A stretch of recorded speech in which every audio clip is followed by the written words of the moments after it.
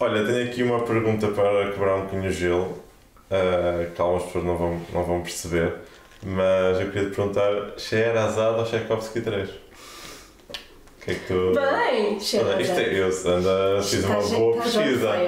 Fiz uma boa pesquisa. Estás on fire. Scheherazade. Opá, eu por acaso, assim, quando eu estava a fazer as perguntas, andei a ouvir a Scheherazade, já não ouvi há muito tempo. E eu digo sempre, acho que digo mal porque eu digo Scheherazade. Scheherazade. E eu estou a dizer Scheherazade e eu também digo Scheherazade, tipo, não jeito nenhum. Isto, para quem não sabe, foi do vídeo da Orquestra de Roterdão, apareceu lá a primeira protagonista.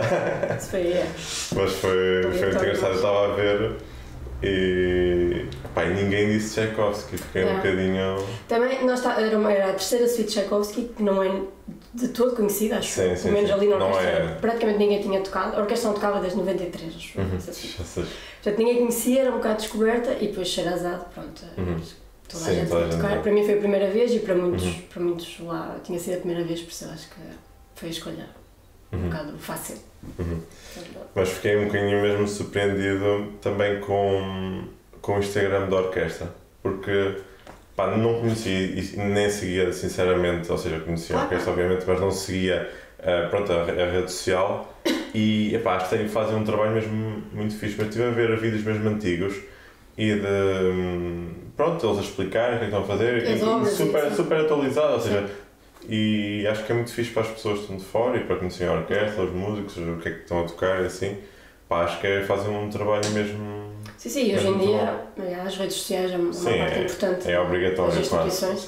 E eles agora têm investido, nos últimos meses, não há muito tempo, mas nos últimos meses, talvez no último ano, têm investido numa mini equipa de marketing, são 2 ou 3 pessoas assim que filmam, e acho que têm tido resultados, porque vêm as coisas a crescer, o alcance a crescer e assim.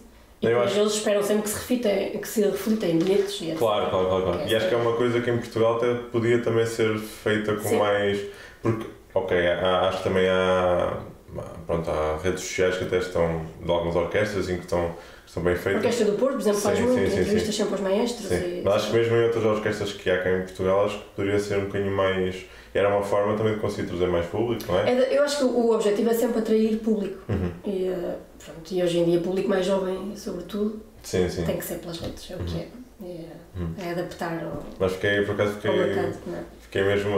um bocado viciado ali a ver os vídeos todos. Por acaso foi fixe. Pronto, vamos começar? Vamos lá. Então isto é um bocado batota, não é? Porque já sabes qual é a primeira pergunta. Mas então, para quem não te conhece, quem é que é a Beatriz Baião?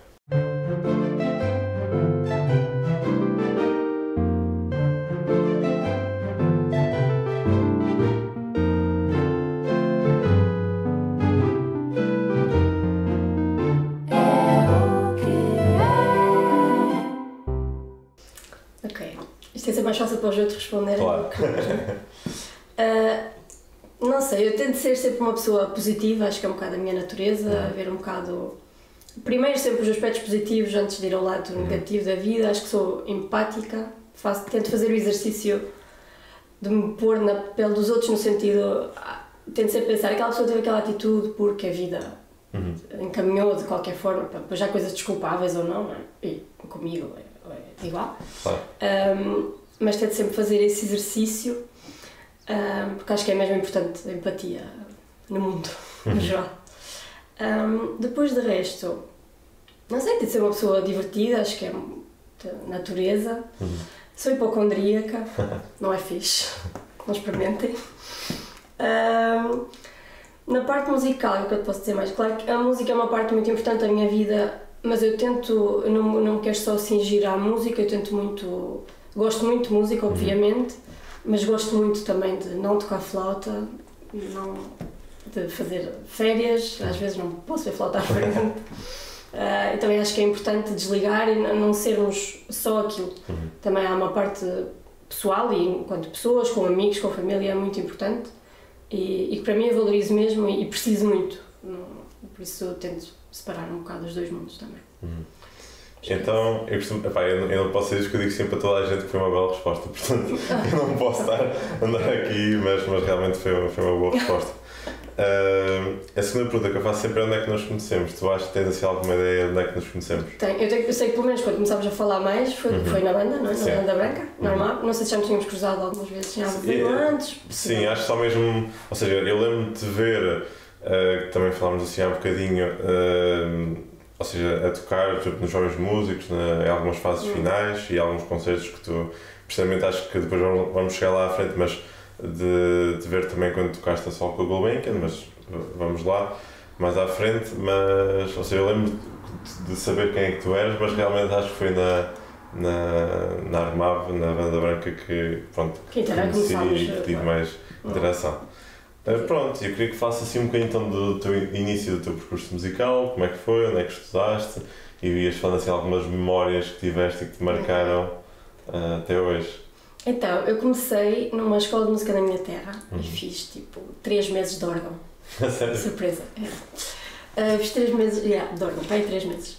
E entretanto, a minha mãe trabalha num restaurante aqui. E há uma banda filarmónica, a banda filarmónica de Mira, e eles ensaiavam sempre aos sábados à noite, e antes do ensaio vinha sempre alguns músicos e o maestro jantar ao restaurante da minha mãe. Tipo, todos os sábados, era sagrado. E eu andava por lá, era miúda. E houve uma altura que eles começaram a insistir com a minha mãe e comigo, mande-a lá ao sábado de manhã para uma aula de solfejo, para experimentar qualquer coisa e tal. E aquilo andou, eu não estava nada convencida, não sei o quê, até que houve um sábado, a minha mãe disse, olha, vais, e logo se vê. E eu fui, e adorei. Foi tipo, quando vim, acho que foi literalmente, fui uma manhã e vim e disse que queria continuar. E foi assim. E depois, como acontece em muitas bandas, eu não escolhi instrumento, foi, tipo, era um instrumento que eles tinham livre e o que faltava na banda na altura, então experimentei uma flauta. E por isso não houve nada de escolhes várias, vês qual é que preferes. Foi literalmente. Ok, foi mesmo. Foi, não tive. Podemos ter uma Beatriz Baião trombonista. Completamente. Se fosse um instrumento livre na altura, era isso. E pronto, então eu experimentei, gostei e eu lembro que as pessoas eram muito simpáticas e foi logo aquele ambiente de banda, acho que é um banda, era geral. Sim, em Portugal. Pronto, e então depois foi isso, depois desisti da outra escola e comecei a ir à banda todos os sábados, depois passados uns meses comecei a ir aos ensaios da banda, etc, aquela coisa. E o maestro da altura era o maestro Paulo Margaça, que era professor de trompete no Conservatório de Aveiro, então ele incitava-nos muito a fazer provas ao Conservatório, levava os miúdos todos a fazer provas. E depois em 2008 então fiz prova no Conservatório e entrei, e pronto, depois aí começou um bocado a coisa um bocadinho mais a sério. Estive lá há 7 anos no Conservatório. Comecei com a professora Eva Moraes um ano, que era da Armave. Sim. E depois a partir do 2º grau fiz com a professora Ana Maria Ribeiro. E assim foi até o 8º grau. Sim, e fiz 6 anos com ela. Alguma memória assim dos tempos do conservatório que tenha marcado? Adorei. Primeiro era uma escola pequena, então era mesmo aquela coisa familiar, era mesmo isso. E principalmente a partir do 10º ano, do 6º, 7º, 8º grau, eu fiz ensino articulado. Então, o ensino articulado tínhamos as aulas na escola, tipo 4 ou 5 disciplinas na secundária normal, em Aveiro, e depois as disciplinas, História da Música, Flauta, etc., no conservatório. Então, passávamos muito tempo no conservatório todos juntos. E éramos poucos, a minha turma éramos tipo 7 ou 8 no articulado, porque eram turmas pequenas. E éramos muito próximos, passávamos os dias todos juntos e passávamos os dias todos na escola, almoçávamos sempre todos juntos, fazíamos a marmita, não sei o quê. E tenho memórias incríveis, foi mesmo fixe, foi incrível. E com a professora Ana Maria também, foi assim o pilar, não é? Dos primeiros anos, dos primeiros não, foi até aos 18, não foi? Assim, e foi mesmo muito especial, adorei estar lá. E em que altura é que tu realmente pensaste em começar a seguir música? E se houve assim alguma coisa que tenha marcado e que tenha feito realmente ok, a partir de agora, ou se foi uma coisa simplesmente natural e que foi acontecendo? Eu não sei dizer um momento específico, mas é isso, a partir ali da banda eu já gostava muito, não sabia se ia seguir ou não, mas já gostava muito. Mas eu lembro quando fui no 2º grau, eu lembro na primeira aula com a professora Ana Maria lhe dizer que eu queria seguir música. A sério? Não. Ela pode confirmar, se ela ouvir isto, pode confirmar. Vai lá comentar. Sim, na primeira aula eu devia ter 12 anos, por aí. E por isso, mas eu não me lembro, não sei dizer um momento específico, mas eu lembro-me, sim, de já querer aquilo. E então foi isso, eu aos 12 já sabia, já queria. Mas realmente sentias que gostavas mais, por exemplo, em comparação com outras disciplinas? Ou seja, houve assim alguma coisa que realmente que achas que te fez... Eu acho que nem nunca foi acho que nem era uma opção, não sei bem, foi sempre para a música, desde que comecei. Não era aquela coisa de querer ser médica ou veterinária, eu nunca houve isso, não. E como foi tão cedo, foi relativamente cedo, não é? Sim, porque eu, por exemplo, eu acho que normalmente é muito cedo, do 9º para o 10º, parece uma pessoa nessa idade já ter de optar por caminhos. Então nós indo para a música, fechamos ali logo algumas possibilidades, não é? E pronto, não, há muitas pessoas que acabam só por escolher assim verdadeiramente no 12º ano e tem várias opções ainda, e nós temos de escolher realmente, mesmo no articulado, obviamente que há mais opções, mas normalmente se vamos para o lado de música já estamos mais ou menos encaminhados. Então lá está, ou seja, com essa idade já teres realmente pensado nisso e estás mesmo convicta dessa decisão. Foi. Eu lembro que depois que começámos a fazer o caminho, ela começou a orientar-me também logo, já era uma ideia no 10º para o articulado e tudo. Por isso foi desde muito cedo. Não sei dizer um dia ou um evento, mas sim, foi muito natural. E depois do conservatório, então foste para a Maia, não foi? Pois, então no fim do conservatório, no 8º grau, eu queria ir para o estrangeiro, já na altura, e a professora Maria também incentivava muito, se quiséssemos e tivéssemos possibilidade, e eu fiz provas, as 2 escolas na Suíça e não entrei. E posso dizer que foi assim, dos nomes que mais me gostou. Havia muita expectativa e pronto, foi mesmo uma chapada, foi um não duro de ouvir. Pronto, eu não entrei nessas escolas e fiz prova na ESMAI e entrei. E fui para a ESMAI, depois consegui digerir e fui feliz e tentei aproveitar a ESMAI ao máximo, fiz a minha licenciatura lá, conheci muita gente altamente, que eu guardo até hoje. E depois, a meio da minha licenciatura, eu acho que no 2º ano, fiz um concurso em Itália.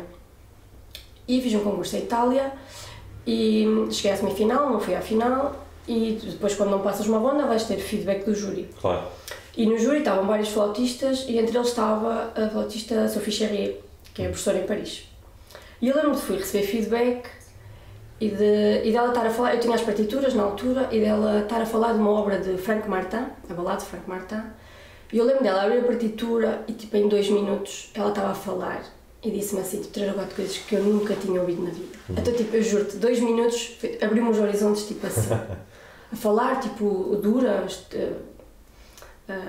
dizia exatamente o que tinha a dizer, mas eu, tipo, em 2 minutos tive ali informação que foi, tipo, há muito mais coisas. Foi mesmo, tipo, divisor de águas. Sabe? Claro.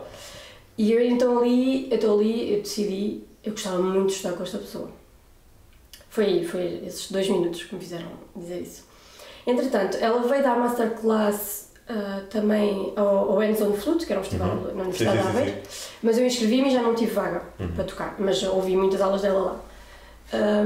E pronto, então depois no 3º ano de ESMAI decidi que queria fazer provas para Paris, que é onde ela dá aulas, e fiz provas, e na altura decidi a Joana Soares, conheces bem, que já estudava lá, e porque havia a hipótese de concorrer para mestrado diretamente ou de voltar para a licenciatura. E ela aconselhou-me, nós já éramos relativamente próximas na altura, e ela aconselhou-me, ela disse, se calhar é difícil entrar em mestrado diretamente, porque há menos vagas, o nível é alto, e ela tinha feito para a licenciatura e estava zero arrependida. E ela também fez licenciatura em Aveiro e depois voltou a fazer licenciatura em Paris. E eu segui o conselho dela e inscrevi-me para a licenciatura. E estava um bocado reticente na altura, porque é sempre um bocado, parece que é um bocado estranho, sim, não é? Claro. Parece que é um bocado, voltar a fazer licenciatura, claro. Mesmo para a minha mãe e tudo, tipo, já paguei uma licenciatura, mas pronto. E fiz para a licenciatura. É sempre uma dúvida, é uma dúvida. Voltar atrás, sim. acaba sempre pressionar. E eu sempre tive muito apoio, não é isso que eu estou a dizer, mas pronto, de qualquer forma é sempre claro. Não sabes bem se é a melhor opção ou não, mas eu segui a ideia dela, que ela já estava lá e eu confiava nela e pronto, se ela está lá e sabe melhor que eu, não é? E pronto, e fiz provas para a licenciatura e entrei. E depois percebi que foi a melhor coisa que eu tinha feito, porque havia muita coisa para aprender. Claro. E eu acho que de facto 2 anos de mestrado teria sido pouco. Pronto, e depois eu fiz os 5 anos, fiz 3 anos de licenciatura e 2 de mestrado. E tens assim, ainda falando um bocadinho nas memórias que te trouxeste, tanto na ESMAI como depois em Paris, assim, algumas memórias que te marcaram nos anos que estiveste lá? Na ESMAI tenho muito boas memórias das pessoas, do convívio. Havia muita gente da banda que eu convivia diariamente. Sim. Tenho amigos próximos, muito próximos, que convivia diariamente. E de ensino, a classe, eu lembro que o ambiente era muito bom, dávamos todos muito bem, íamos lanchar e jantar. Sim, é sobretudo das pessoas, tenho muito boas memórias. Sim. E de Paris? O que é que... De Paris, eu adorei a escola, foi assim um choque de tipo realidades, de, sei lá, nível no geral da escola e de um bocado, não estou a dizer que em Portugal não são as coisas sérias, mas seriedade nas coisas. Realmente é tipo, tens que fazer e tens que fazer bem, e se te preparas para alguma coisa é sério, não é mais ou menos. E pronto, isso foi um bocado um choque no início. Pronto, eu gostei muito da escola. A cidade tem muita oferta de muita coisa. Eu não acho que seja uma cidade muito saudável para viver a longo prazo. Okay. Porque é muita gente, os transportes são muito intensos, é tipo... tens zonas perigosas, como são cidades muito grandes, claro. por isso a cidade tem sítios mesmo muito bonitos, mas eu acho que a longo prazo para mim, como eu venho de um sítio, claro. Uma vilazinha mesmo pequenina, eu prefiro mais calma do que esse lado da cidade. Mas por outro lado tem muita oferta, podes ver orquestras, museus, teatros, paisagens, o que queiras, e a escola eu adorei. E falando assim um bocadinho também do que acabaste da oferta, eu queria te perguntar o que é que tu achas, assim também falando um bocadinho de conselhos para pessoas que querem ir estudar para o estrangeiro, o que é que tu achas que seria melhor ou que é melhor para uma pessoa que quer estudar? É se calhar escolher uma escola talvez pelo professor, pela classe, pelas oportunidades futuras de emprego? O que é que tu achas que é assim mais aconselhado? Tu, no teu caso, já falaste um bocadinho que foi pela professora em si, não foi? Eu acho que, e pelo meu caso, eu acho que é sempre importante tentar ter alguma abordagem com os professores antes. Ou ter uma aula, ou ir ouvir aulas, ou no meu caso, que foi... Mas teres algum contacto, perceberes como é que o professor ensina, se te enquadras, porque eu conheço gente que toca super bem e que foi para escolas por nome ou por nome de professores e que depois chegas e como não tiveste não sabes mesmo como é que a pessoa é, que às vezes é um choque e que não funciona. Conheço várias pessoas que isso aconteceu, como ao contrário, há quem não conheça e vai e corre em claro. E eu também não conhecia muito, o único contacto direto que eu tive foram aqueles 2 minutos. Mas depois ouvi as masterclasses e adorei. E já dá para perceber melhor, não é? Exato. Mas eu acho que para mim o ponto principal é o professor. Depois os resultados, pode vir ou não, sempre mais vago. E quais é que foram assim as principais diferenças que tu sentiste, mesmo na parte do ensino entre Portugal e neste caso, pronto, Paris, mas em um bocadinho geral do que tu também conheces no estrangeiro? O que é que tu achas? Já faço um bocadinho, pronto, que realmente sentiste assim mais seriedade na parte, pronto, em Paris, mas há assim mais alguns aspectos que tu achas que sejam, assim, que se note mais diferença?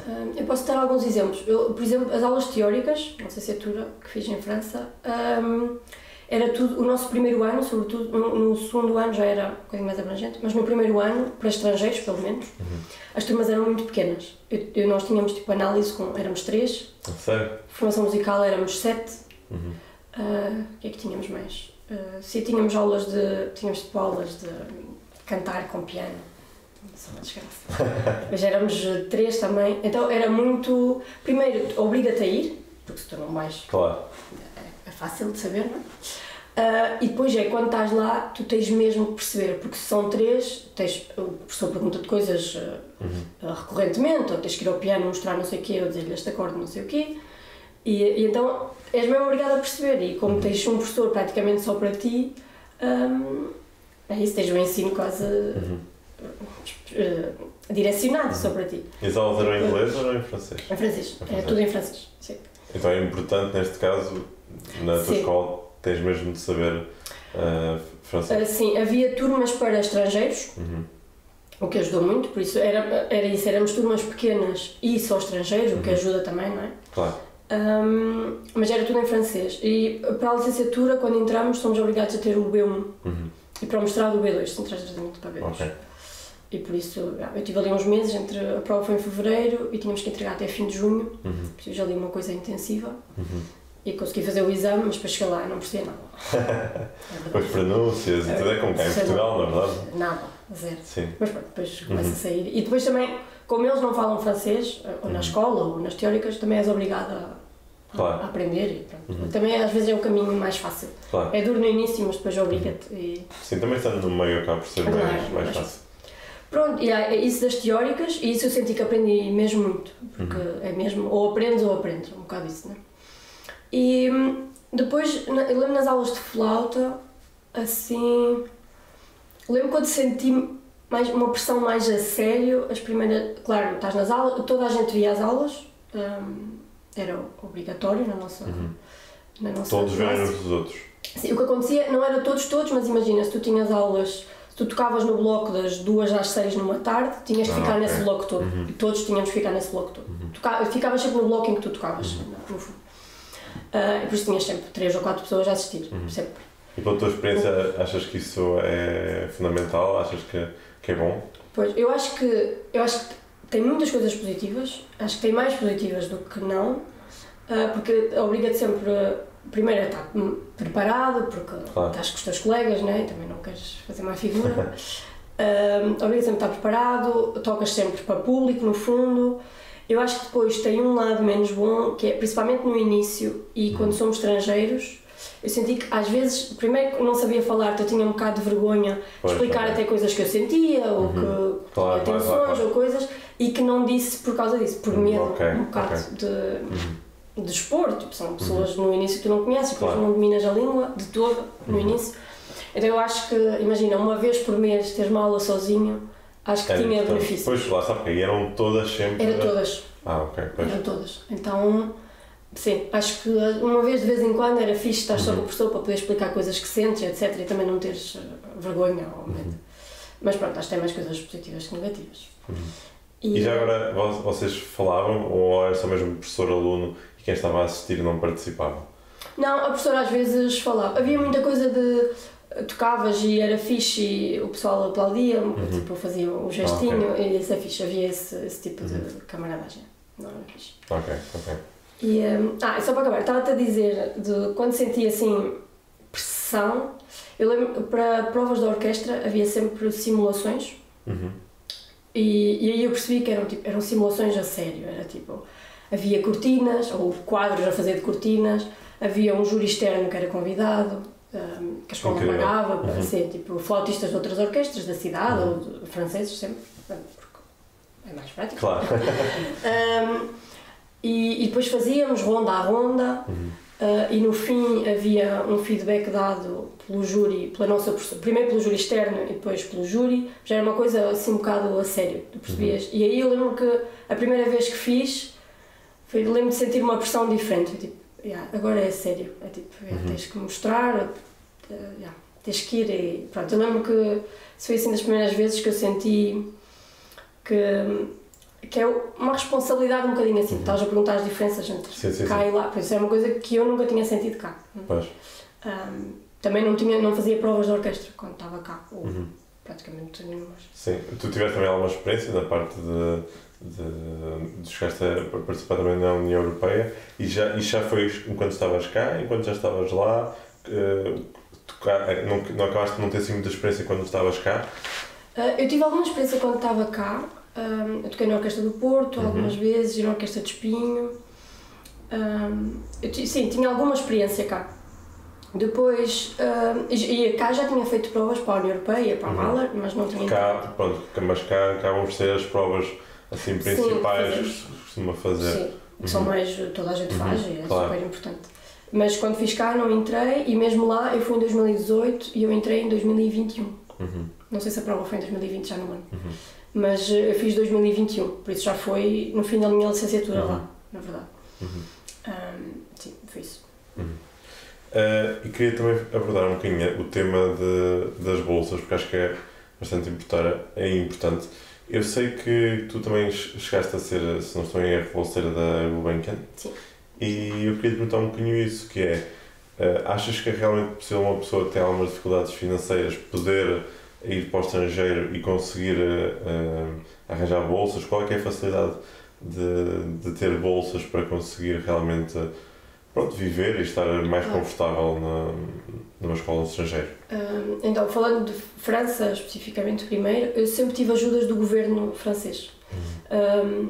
Havia havia uma bolsa do governo que eram 400 euros por mês, e depois havia uma que tu podias concorrer para a ajuda do alojamento e davam-me 100 e poucos euros, o que ajuda muito. Né? Já eram 500 euros a entrar. Claro.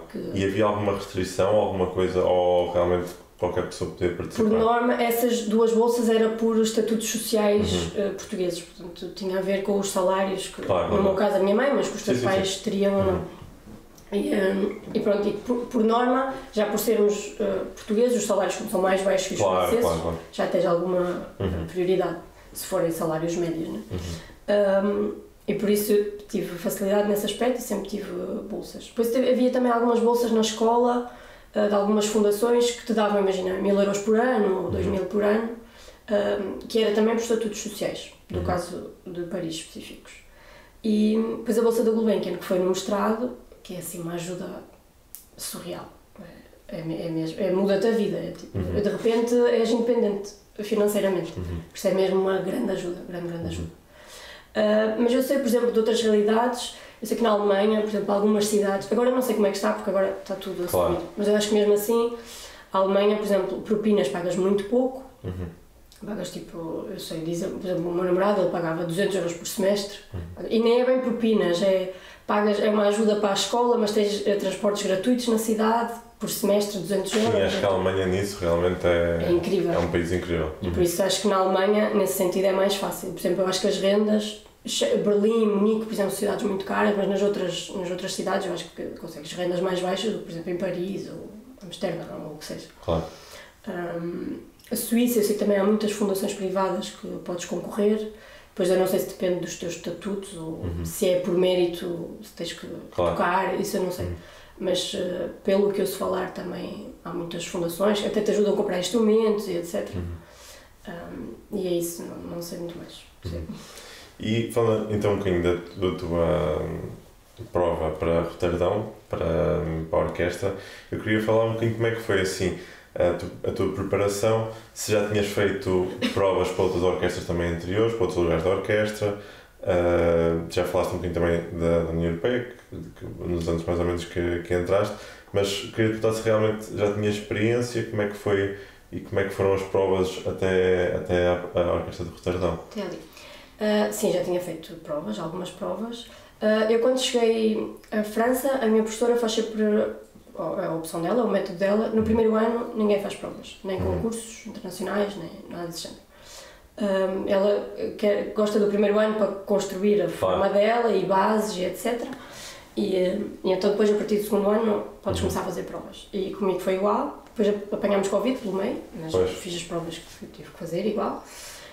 E sim, já tinha feito algumas provas. E para mim as provas da orquestra foram um processo completamente gradual. Porque, imagina, eu comecei a fazer e não passava primeiras rondas. Entretanto, pequeno detalhe, eu li um livro que se chamava Vencer o trac. E trac, em francês, é uma palavra específica para medo do palco. Eles têm uma palavra específica. Que era escrito, acho que só há em francês o livro. Era escrito por um trompetista e professor de trompete, Michel Riquier.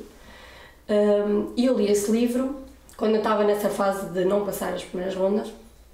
E li esse livro e de repente também foi tipo aquelas coisas de divisor de águas. Foi a primeira vez que aquilo era um livro que ele explicava um bocado a história dele e a experiência com alunos a fazer provas de orquestra, e ele falava muito de métodos que te podiam ajudar nas provas, tipo visualização, meditação, exercícios para baixar a respiração, e isso para mim foi tipo, foi mesmo importante, porque eu comecei a fazer a visualização das provas, isto é imagina, 2 ou uma semana antes, todos os dias chegava à cama à noite e é tipo, fechas os olhos e literalmente passas imagina, a primeira ronda do início ao fim. A parte de, eu fazia mesmo, que era como ele dizia, imagina, a parte de acordares, imaginaste a tomar o pequeno almoço, imaginaste a ir para a prova, imaginaste a entrar no palco, a passar cada excerto, eu lembro de fazes mesmo a dedilhação, sabes?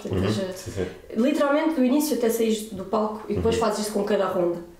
E é muito difícil para o cérebro, mas a verdade é que está provado cientificamente, eu não sabia na altura, está provado que quando nós visualizamos um momento, para o nosso cérebro ele não sabe se é real ou não.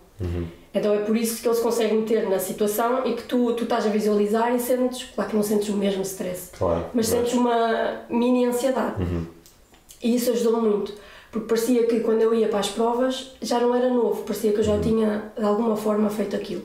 E é melhor, quando conheces, por exemplo, a sala em que vai ser a prova, etc., consegues mesmo visualizar o espaço. Então ajuda-te, porque é isso, depois chegas lá e não é novidade. E alguém te aconselhou esse livro ou encontraste? Eu já não sei quem é que me aconselhou esse livro, para te ser honesta. Já não sei. Já me tinham falado muito também do livro do Winner Game of Tennis, que é muito conhecido, agora acho que também há um para música, mas eu nunca li. Mas dizem que esse do ténis é muito, muito bom. Mas eu na altura já não sei se foi um professor, se foi... já não sei, não sei dizer.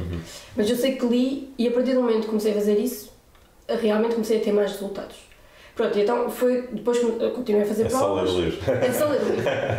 Não, mas é mesmo importante, porque eu nunca tinha ouvido falar nisso até ali e foi tipo, ajuda realmente.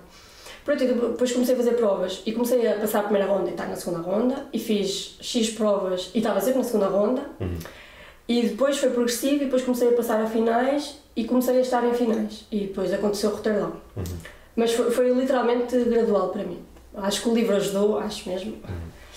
Há outros fatores, obviamente. Achas que é realmente importante então fazer muitas provas para uma pessoa se adaptar e perceber como é que funciona? Sim, eu acho que eu precisei de fazer algumas provas, claro que não é preciso fazer algumas provas, se ganhares as primeiras que fazes é incrível, não é? Claro. Eu acho que é importante, eu acho que é um processo também, porque tipo, às vezes tu podes tocar muito bem, mas tu às vezes, são coisas que tu não sabes e só sabes com as experiências de fazer as provas, que é tu chegas às 8h30 da manhã e tu tocas ao 12h30. E são 5 horas de espera que ninguém te prepara. Ou que tu não preparas isso no teu estudo, não estás 5 horas à espera e de repente vais tocar um certo, não é? E são coisas que se aprende com o tempo, que depois também vais fazendo nas simulações que fazemos sozinhos, de provas ou do quê, de, sei lá, pousares a flauta 1 hora e de repente pegares e tocares a primeira ronda sem dar nenhuma nota. São coisas que, pronto, e que só sabes quando fazes, ou aprendes também que tens que levar uma banana e uma barrita de cereais, porque senão estás 5 horas e estás com o estômago vazio e também a energia não é a mesma. E eu isso aprendi com a experiência de fazê-las, porque ninguém te diz. Claro. Por isso sim, eu acho que a experiência traz-te isso também. E mentalmente e fisicamente, como é que tu achas que... Tu já falaste um bocadinho, pronto, da questão de visualizar, mas achas que... Ou tens alguma rotina que tu costumas fazer antes dessas provas? Sim, rotina. Eu lembro de... É isso, uns dias antes de fazer, além da visualização, mas fazer todos os dias, imagina no final da sessão de estudo, uma simulação de prova por rondas, uma ronda num dia, outra no outro, às vezes 2 no mesmo dia, para fazer, porque percebes realmente onde é que tens mais probabilidade de falhar. Se falhas 2 ou 3 dias seguidos, sabes que é aquele ponto que tens que trabalhar mais à partida, porque é stress. E isso eu fazia praticamente sempre. Ali na semana antes, fazer simulações para mim própria, sozinho. Mas de fazer o exercício de não parar. E fisicamente, ou seja, normalmente a parte de provas são alturas que se estudas muito de certeza, não é? Então, como é que tu te preparas também fisicamente para isso? Para isso. Eu não tinha muita preparação física. Agora faço exercício e assim, faço ginásio e assim, tento fazer o mais que posso. Mas na altura não fazia grande coisa. Eu lembro, a coisa assim mais que fazia caminhadas porque gostava muito, mas não era aquela coisa tipo de ir correr ou de ir ao ginásio. Fazia natação também de vez em quando, mas era de vez em quando, não era uma coisa... Por isso fisicamente não te sei dizer assim muito. Fazia exercícios para as costas, etc. Sim, assim, porque era muita tensão aqui, eu sempre tive muita tensão no pescoço, etc. Mas a parte disso era mais a parte da flauta. E uma coisa muito importante que eu acho mesmo que nos pode ajudar, que é gravar. Se tu gravas cada simulação ou cada coisa, depois deixas umas horas a repousar e à noite em casa vais ouvir a frio e com as partituras à frente percebes mesmo coisas que a tocar não percebes. Claro. E isso acho que ajuda mesmo muito. E como é que foi então a prova em específico para Roterdão? Como é que foram as provas? Se houve cortinas? Em que alturas é que houve isso? Como é que foi assim a... Em Roterdão especificamente houve uma fase por vídeo e depois no dia foram 2 provas, uma à cortina, primeira ronda, e depois a final sem cortina. E o que é que tiveste de preparar? Realmente foram muitas obras, foram muitos certos? Eu lembro que os certos deviam ser 15 certos, 12, não sei, mas por aí. E obras tinham Mozart e depois tinha o segundo andamento da Sonata de Poulenc no Piccolo. Acho que era isso, sim. E os certos. E depois a primeira ronda foi Mozart e foram 2 certos. Mozart na flauta e 2 certos no Piccolo, acho. E depois a final foram os certos todos, exceto os da primeira ronda, mas eu lembro que foram assim 12, 13 certos seguidos. E em Roterdão faz-se praticamente sempre, tens uma parte da final que fazes, então imagina, os 10 certos seguidos e depois tocas 3 ou 4 certos, no meu caso com a primeira flauta, com uma das primeiras flautas. E fazem isso para ver se encaixas no conceito de som, etc. Se ouves bem, se consegues reagir, o que é interessante, é muito interessante. Pronto, e foi assim. Fixe. E tu sempre quiseste tocar Piccolo ou acabou por ser um bocadinho o destino de abrir aquela prova e tu realmente acabaste por participar? De abrir. Olha, eu em Portugal, eu sempre toquei um bocado de Piccolo. A professora Ana Maria também sempre disse que era muito importante, mesmo fazer provas para os orquestras jovens e assim, porque se só fizeres flauta, estás para um lugar de primeira flauta. Se fazes Piccolo, está-te logo a abrir mais 2 ou 3 vagas. Né? E ela sempre insistiu muito nesse sentido. E eu sempre gostei de tocar Piccolo, mas nunca tinha pensado num futuro do lugar de Piccolo assim. E depois em Paris, eu tive 2 anos de aulas com o professor de Piccolo, especificamente. Era o Pierre Dumail, que era incrível. E eu lembro-me de achar que sabia tocar Piccolo e de chegar às aulas e de repente é tipo, eu não sei tocar isto. É mesmo outro instrumento que eu não sabia que eram 2 instrumentos tão diferentes. E depois eu percebi, por isso é que há um professor de flauta e um professor de Piccolo, porque são instrumentos diferentes. Mas eu não sabia até então. E então depois houve ali um processo down, que foi tipo, tenho que trabalhar este instrumento, porque eu não sei tocar isto, achava que sim, mas não. E no primeiro ano foi um bocado então construir isso, e depois no segundo ano, não sei, ganhei um gosto e comecei a ponderar, se calhar posso fazer provas de Piccolo solo também. Porque até então fazia provas, mas que tinha alguns certos de Piccolo, porque normalmente claro. Mas não para posições de Piccolo solo. E no segundo ano comecei então a ponderar, se calhar é uma hipótese. Depois ele também ia dando um feedback positivo, que agora já podia ser o momento de fazer algumas provas para Piccolo e assim, e pronto. E depois acabei, e depois no meu primeiro ano de mestrado ele reformou-se e veio outra professora, a Nathalie, e que também era incrível, e na altura nós já não tínhamos direito a ter aulas de Piccolo, mas então pedimos-lhe se podíamos assistir, eu e mais 3 ou 4 colegas. E ela tinha algumas vagas livres, então ela disse, podem vir assistir, mas podem rodar entre vocês e tocam também, e podem ter aulas, normalmente. Pronto, então nós éramos 4, ela tinha 3 vagas, então de 3 em 3 semanas, eu tínhamos aulas 3 vezes por mês, uma vez. E eu também tive um ano com ela e também foi incrível, assim. E foi com ela depois que eu preparei a prova de Roterdão, já foi nesse ano. E como é que tem sido assim a tua vida da orquestra? Tens gostado? Adaptaste bem à orquestra? Tiveste o trial? Sim.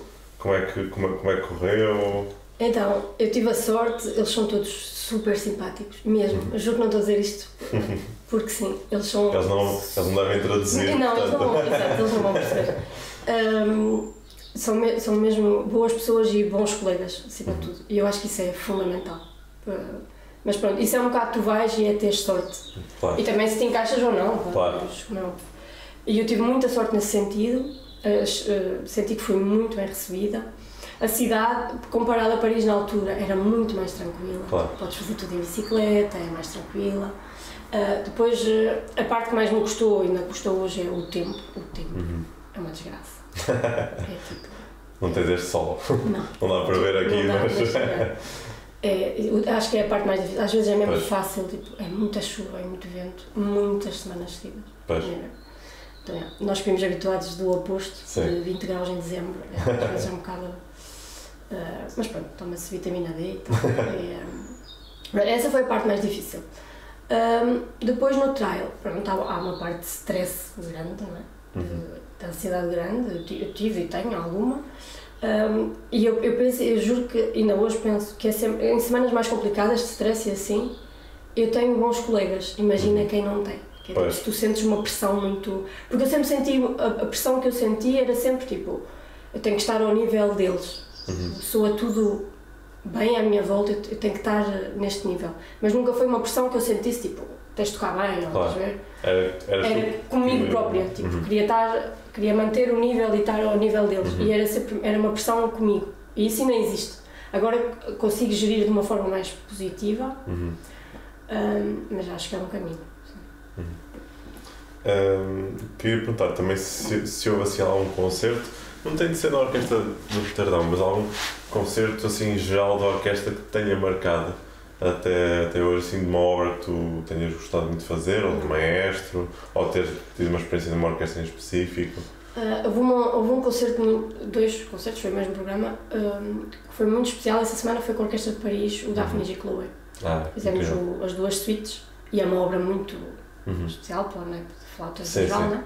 E eu fiz pico nesse programa, já foi antes de Roterdão, mas pronto, já estava um bocado encaminhada também para esse caminho. E eu lembro que foi muito especial, tipo, eu adoro a orquestra, as madeiras em específico, é muito, assim, um sonho um bocado. E eu lembro que foi uma semana muito especial. Incrível, por acaso essa peça realmente para flautas é incrível. Pronto, queria falar assim um bocadinho também do teu currículo, porque realmente também tens um currículo bastante recheado de prémios. E queria te perguntar também aqui, porque realmente tu tiveste uma experiência muito nova quando ganhaste o Prémio Jovens Músicos nível médio de flauta com 16 anos, e tiveste a oportunidade de tocar a solo com a Orquestra Gulbenkian com 16 anos, o que realmente é um feito mesmo que não é nada comum. E queria perguntar como é que foi esta experiência de com 16 anos teres de estar ali à frente de uma orquestra como a Gulbenkian? Eu lembro-me, sim, tenho muito boas memórias. Eu lembro de ser tipo, uau, é espetacular poder fazer isto. E eu lembro do concurso todo, lembro de me ter preparado muito bem para o concurso. Era para tocar um concerto de Devienne na final, que tens uma lista de obras à escolha, e depois ali antes do verão, a final era no verão, alguns tipo julho, acho eu. E eu lembro de falar com a professora Ana Maria, eu era para tocar esse Devienne, e havia o concerto de Jolivet, eu dizia-lhe muito, eu que queria mesmo muito tocar, o início é muito bonito, e ela dizia, mas é difícil, é uma obra difícil, tecnicamente é muito chata. E eu lembro, mas eu queria, porque o Devienne eu sentia que é muito difícil convencer com música clássica também. São obras muito difíceis de defender. E eu já sentia isso na altura. E insisti muito, e ela uma tarde que me disse, eu fui à sala dela, assistir a última vez, e ela disse-me, se me trouxeres uma página e meia, acho que era o primeiro andamento, montada até tipo 2 dias depois, eu deixo de tocar o jogo. E eu estudei, não é? Passei ali 2 dias sem dormir. Exato. E ela lá, era a parte lenta, não foi horrível. E ela até lá deixou, e pronto, e depois o concurso acabou por correr bem, e pronto. E depois o prémio, claro que é espetacular, principalmente, pronto, no nível médio, somos tão novos e de repente vais tocar com a Gulbenkian, E eu lembro dessa experiência, lembro de ter muito boas memórias, lembro-me, era só, acho que sempre com os pés na terra também, acho eu, pelo menos, tentei. Mas pronto, era o deslumbre era a Gulbenkian, não é? Mas como é que tu achas que foi a tua preparação? Porque realmente, para os meus músicos, uma das dificuldades que eu acho que é capaz de ser das principais para... Lá está, tu tinhas 16 anos, estavas a concorrer com pessoas que tinham 18 anos, é a questão de montar o repertório todo, porque realmente há muito repertório para, nas 3 fases, pensam nas 3 fases, há muito repertório. E como é que foi realmente essa preparação de preparar tantas peças e tê-las todas realmente preparadas? Eu acho que o concurso, uma das coisas que acho que abona a nosso favor, principalmente quando somos tão novos, é que o concurso é dividido, tens ali uma fase por vídeo, já não sei em que alturas, mas depois tens uma prova talvez em abril e a outra em julho, tens algum espaço, por isso, ou abril, junho, já não sei. Mas tens algum espaço, por isso tu não tens que ter tipo 10 obras para os mesmos 3 dias de concurso. E isso, principalmente nessa fase, acho que é benéfico. Claro. E depois a preparação, eu não quero estudar muito. Eu lembro que durante o Conservatório de Aveiro sempre foi muita coisa. Eu e a minha classe, a nossa classe era igual, era sempre estudar muito e ter tudo o mais bem preparado possível. E eu lembro que o que ajudou muito é que fazíamos muito no Conservatório, muitas audições para público. Muitas. Tipo, todas as semanas. Havia alturas que literalmente todas as semanas tocavas para público. Tocavas ou numa audição de flautas, ou numa audição de madeiras, ou uma audição chamava-se interdisciplinares, que era toda a gente. E eu acho que isso é um segredo, se pudermos assim dizer, que é rodar muitas vezes o programa. E isso acontecia-nos regularmente, e acho que isso ajuda muito, mesmo para o futuro, para depois. E a nível de... Eu sei que tu também ganhaste o segundo lugar depois de nível superior, mas lá está, das primeiras vezes que eu te vi foi realmente em música de câmara. E eu queria que falasses um bocadinho sobre a tua paixão pela música de câmara.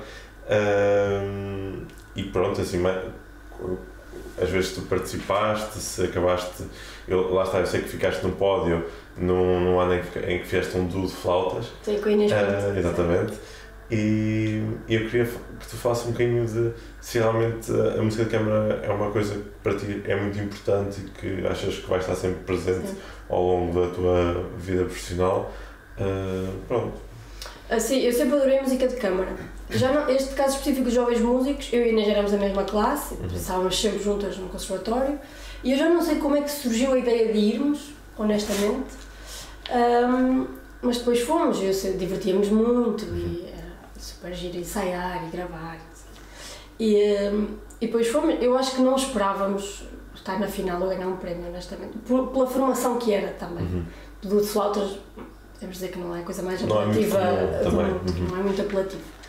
Mas depois acabou por correr bem e eu acho que nos divertíamos muito e pronto, e acabou por correr bem e éramos muito próximas. E da música de câmara, eu sempre gostei muito. Eu sempre fiz, das formações que eu mais fiz foi quinteto de sopros, fiz na ESMAI, acho que todos os anos da ESMAI eu fiz quinteto, depois tive alguns quintetos posteriormente. Tenho um agora que tentamos. É isso que todos temos o mesmo amor pela música escrita para quintetos e etc. E não é fácil ter um grupo regular, porque. Pois. E quanto mais membros, pior, não é? Claro, disponibilidades claro. E etc. O do flautas era o perfeito. Exato, é perfeito.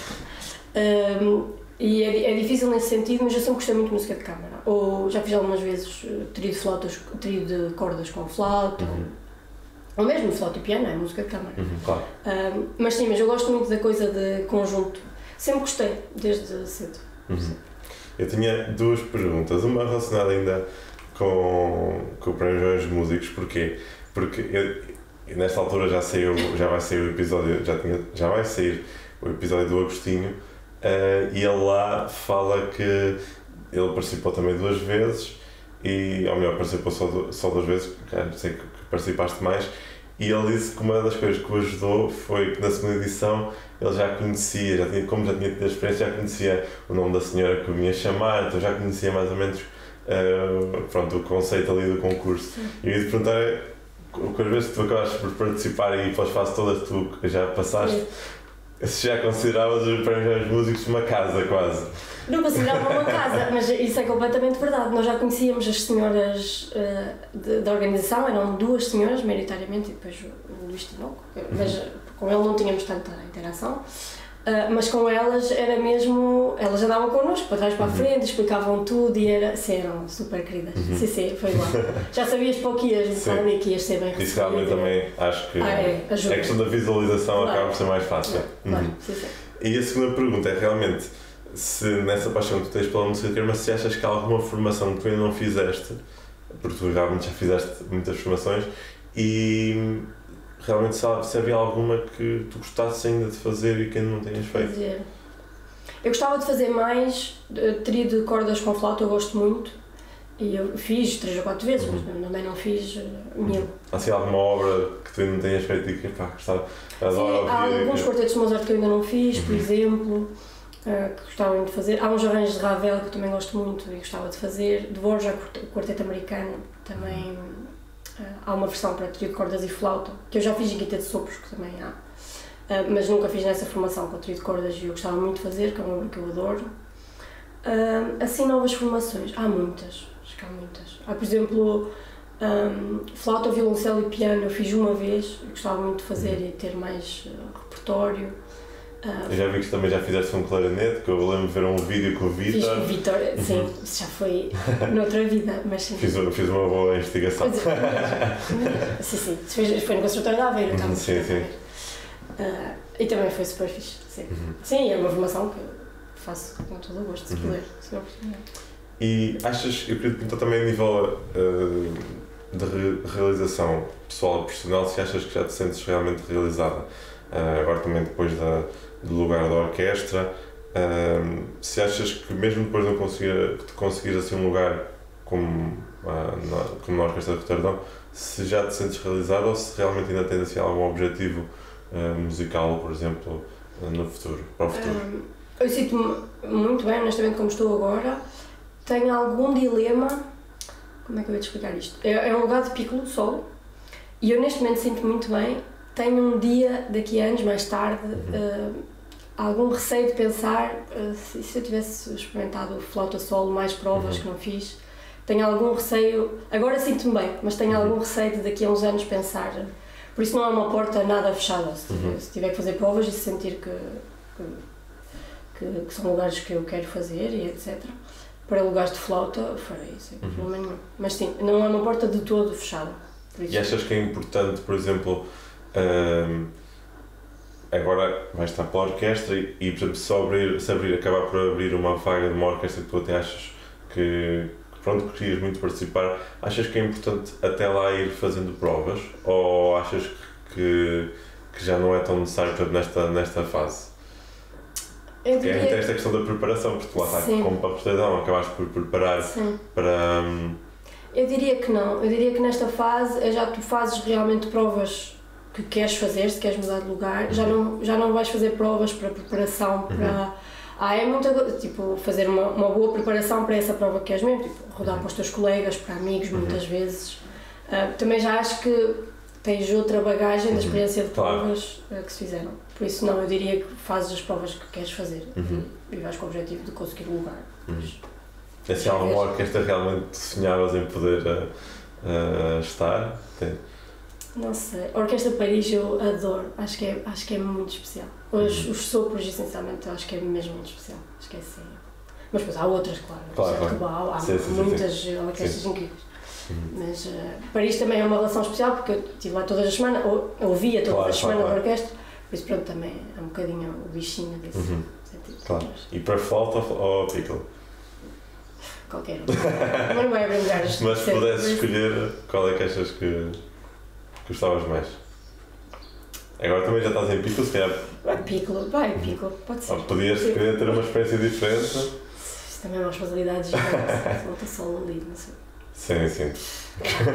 Estou a pensar na responsabilidade ao mesmo tempo. Não é que piccolo não seja. Sim, também é. Sim, são igualmente, a responsabilidade é igualmente. Claro. Mas piccolo. Ok. Então eu já percebi que há mesmo aí um amor pelo Eu gosto piccolo. muito, sinto-me... Acho que de alguma forma é natural, mais natural lá até. Um outro tema que eu costumo falar sempre aqui no podcast é a questão da ansiedade. E eu queria te perguntar se, já faço assim um bocadinho assim abrangentemente, mas queria perguntar se tu realmente achas que és uma pessoa que lida bem com a ansiedade, em geral na performance, mesmo na tua vida no dia a dia. Então, na performance no geral, eu lembro, por exemplo, já sentia isso um bocadinho em Paris e depois no meu One Trial senti isso. Eu conseguia lidar no sentido de, no momento em que tinha que tocar de concertos, obviamente, houve falhas, já há falhas, mas ia correndo sempre bem, sempre dentro do que eu preparava, conseguia corresponder no momento, mas havia muita ansiedade antes. Eu lembro-me, ainda hoje está um bocadinho melhor, mas eu lembro-me de concertos em que realmente eu tinha muita coisa para tocar, coisas delicadas especialmente. Imagina, fazer ensaio geral de manhã e tarde livre e concerto, e as tardes era mesmo tipo, eu quero dormir, ver uma série, não quero sentir, porque é uma coisa aqui tipo, que não, só passa depois do concerto acabar. E tipo de ser tipo, não falem para mim que é estar sozinha, tipo, esquecer e tentar não sentir, anestesiar um bocado. E depois pronto, já só queria ir e que passasse, não sei se é lidar bem. Acho que lidava no sentido em que normalmente corria bem, corre bem normalmente, felizmente, mas há ali um processo, as horas antes sobretudo, que é uma angústia muito grande. Agora, eu lembro que a seguir ao meu ano de trial, eu tinha muita expectativa de tipo, se eu passar o trial, eu vou deixar de ficar nervosa. E é mentira. Depois havia, eu lembro de passar o trial e exatamente isso, tipo, havia a cena de tenho a responsabilidade de estar ao nível da mesma, que era o que eu sentia antes. Foi um bocado tipo... E depois houve ali um programa, acho que mudou um bocado, fizemos Romeu e Julieta para o Coffee, eu tinha muitas coisas delicadas para tocar. Sim. E fizemos 2 turnés, uma mini turnê de 4 ou 5 concertos e depois outra tipo de 7 concertos, ou o que é que foi. E eu lembro, foram separadas em imensos diferentes. E eu lembro-me de... aquilo estava a correr bem, ok, e no final da turnê desses 7 concertos, de haver uma coisa em mim que é tipo, ok, tu fizeste isto, se calhar foi dos programas mais exigentes que... E nem que tivesse grandes solos, já tinha havido obras com solos muito mais... mas tinha muitas coisas delicadas, tipo, realmente delicadas, que é tipo, é chato. Claro. É chato. Às vezes é uma nota longa de 4 ou 5 compassos, sabes, a 50 mínima, e é tipo, ansiedade.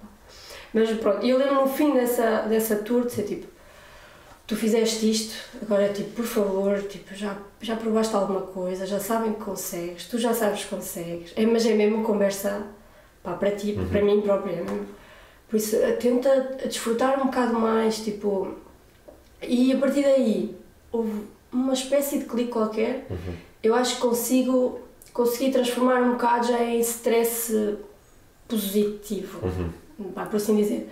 Então agora desde aí, isto já foi há uns tempos, já é mais tipo, ok, eu quero ir e quero mostrar o meu trabalho, por assim dizer, como toco, e às vezes não é sempre assim, claro, há sempre momentos, mas no geral acho que depois desse momento houve alguma coisa positiva que mudou. Mas eu faço muito conversa interna, tipo, quando estou muito nervosa, tipo, vou para o espelho e digo, vai correr bem, vai correr bem, vai correr bem. Pronto, para ver se me convence. Pois eu ia te perguntar precisamente se tens algum mecanismo ou alguma estratégia que faças, ou mesmo há bastantes pessoas que têm uma espécie de um hobby, às vezes mesmo yoga, meditação, que costumam fazer realmente que acabam por sentimento. Sim. A mim é muito isso de... Eu já fazia isso também na altura do livro que te falei. Eu acho que foi lá que também que ouvi falar a primeira vez sobre isso. De te dizer que vai correr bem, e eu vou mesmo ao espelho, faço figuras ridículas, mas a verdade é que se tu vais dizendo e vês-te, é tipo, vai correr bem, tu consegues, aqui. Passado 3 ou 4 vezes, parece que começas a sorrir instantaneamente, automaticamente. Acho que há um clique qualquer e tu acreditas naquilo. E não é que deixes de ficar nervosa de todo, mas já há qualquer coisa positiva, já é tipo, já não é tudo mau, já há um alívio, estás a ver? E isso eu faço muitas vezes. Sim, acho que é hobbies. Não sei, agora pronto, tento fazer exercício, mais uma questão de saúde. Eu sou hipocondríaca, isso traz muita ansiedade. Estás a falar de outras situações.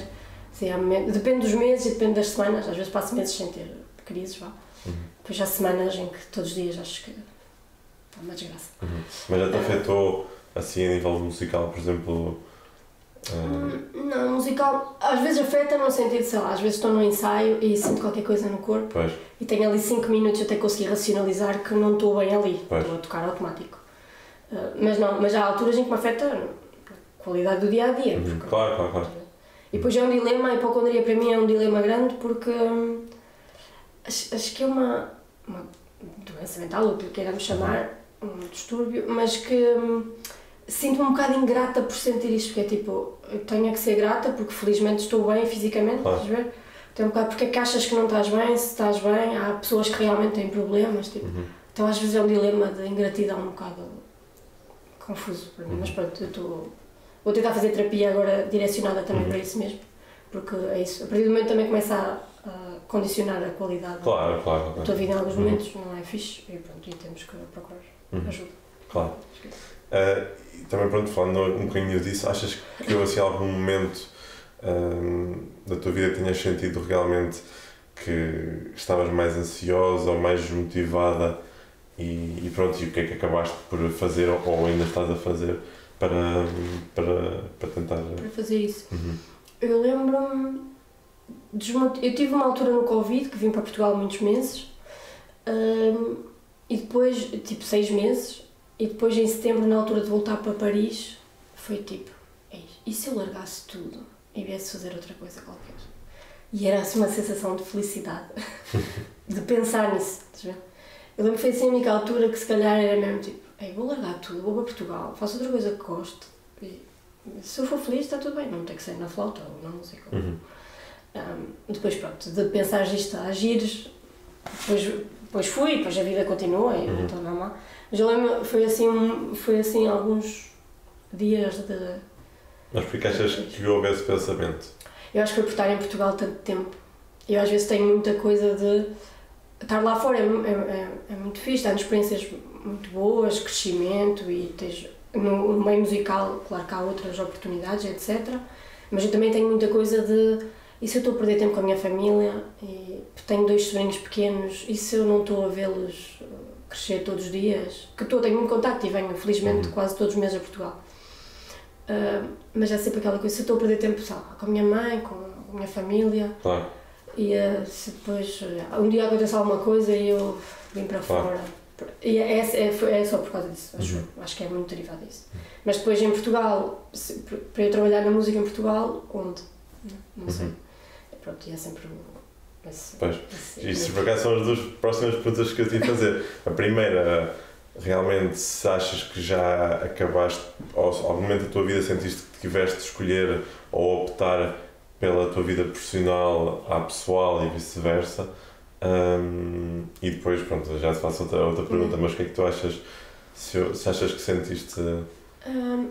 Não sei se tive que optar, mas já me aconteceu, por exemplo, imagina, eu ter viagem marcada para Portugal e receber uma chamada, um convite para ir tocar aqui e ali, até às vezes a sítios fixes. E eu já disse que não várias vezes porque eu preciso mesmo de vir a Portugal. É uma parte muito importante para mim. Para mim, imagina, eu sou daquelas pessoas que eu prefiro vir 2 dias do que não vir. Há pessoas que eu conheço, muita gente, o meu namorado inclusive, ele precisa de vir tipo 1 semana para estar e aproveitar e não sei o quê. E se vier 2 dias é só stress, porque eu quando venho 2 dias estás sempre a ver pessoas, não discutas nada, é mesmo para estar com as pessoas, só isso.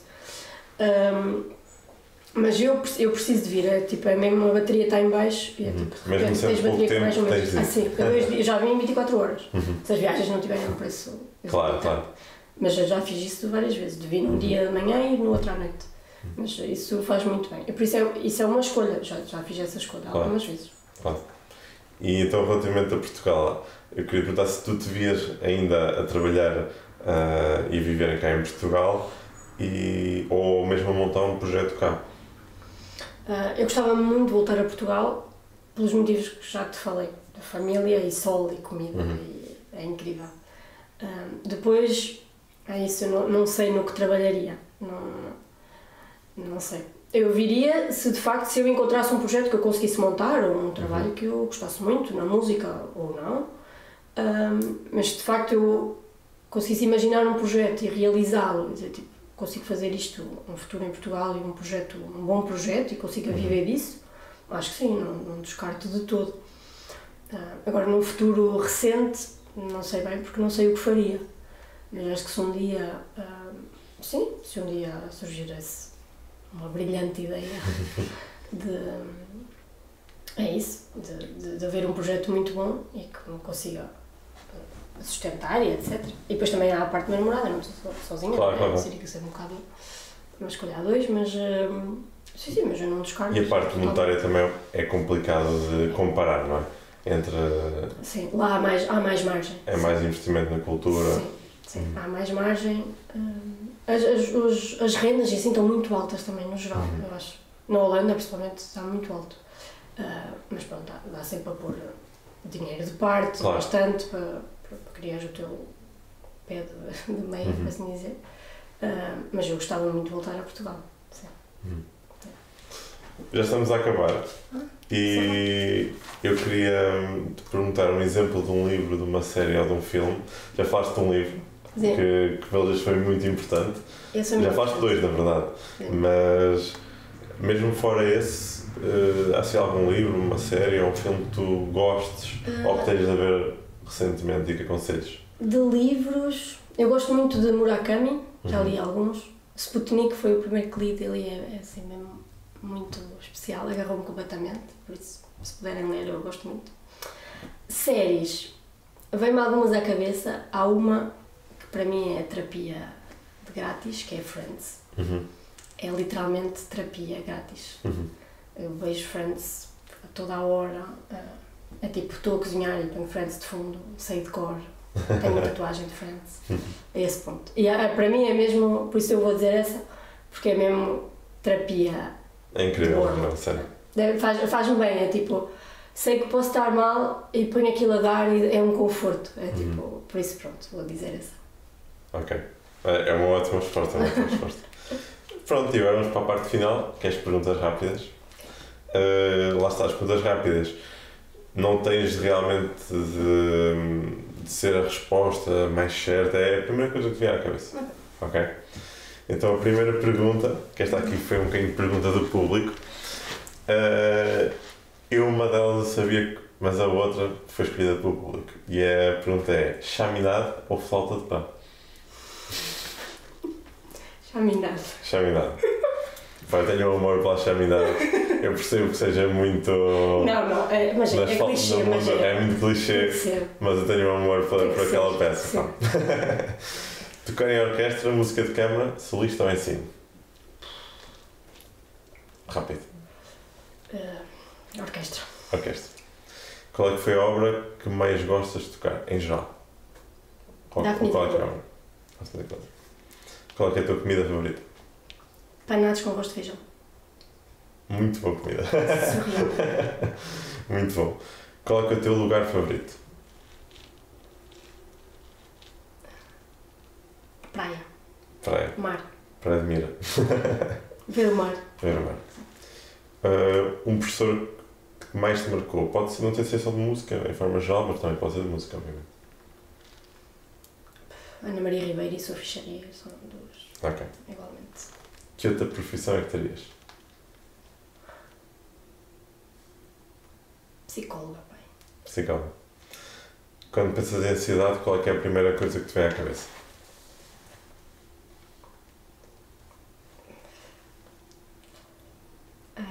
Ansiedade é a primeira coisa que me vem à cabeça. Honestamente é uma sensação não fixe. Não sei. Acho que dá para perceber. Uma pessoa que tenha marcado. Primeira pessoa que te vem à cabeça. A minha irmã. E por último, qual é que é o teu maior sonho? Ser feliz. Quero muito estar com as minhas pessoas e ser feliz. Música ou não, mas que estejam bem à minha volta e ter saúde. É mesmo isso. É clichê, mas é verdade. Obrigado, Beatriz. Acho que foi muito fixe. E pronto, acho que as pessoas vão gostar. Bom, espero que sim. Acho que sim. Não sei o que é que disse, mas...